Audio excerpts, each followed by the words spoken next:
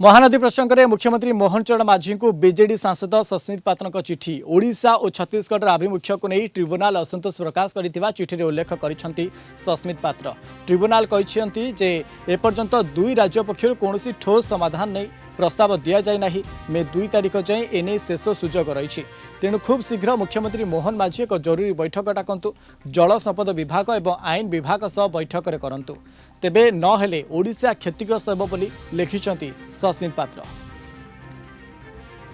आसंता date अच्छी 2 मे 2026 दिन 11टा से पर्यंत जदि जदि ओडिशा राज्य कि अन्य राज्य माने जो माने भी अच्छंती तेरे इन्वॉल्वड से माने तांकर कोनोसी सेटलमेंट की कंसेंसस ऑन रिकॉर्ड दो नाहंती ताले ट्राइब्यूनल जहा उचित मणिबे ऑन मेरिट सेटा करिवे।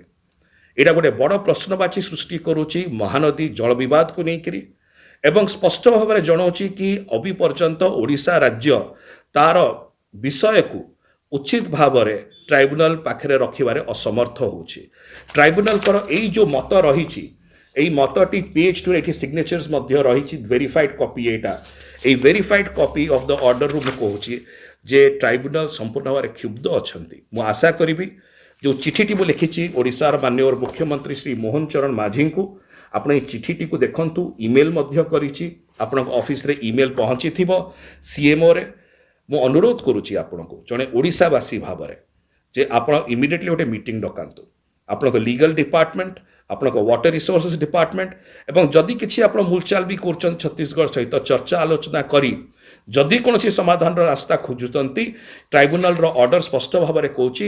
2 मे सुधा आपण को सबू कंसेंसस दवाक पड़ो नहले तार कौन स्थान रही या तुरंत कार्यानुष्ठान ग्रहण करंतु नले ओडिशावासी क्षतिग्रस्त हेबे। आमर महानदी पानी क्षतिग्रस्त हब अधेरु अधिक ओडिशा क्षतिग्रस्त हब।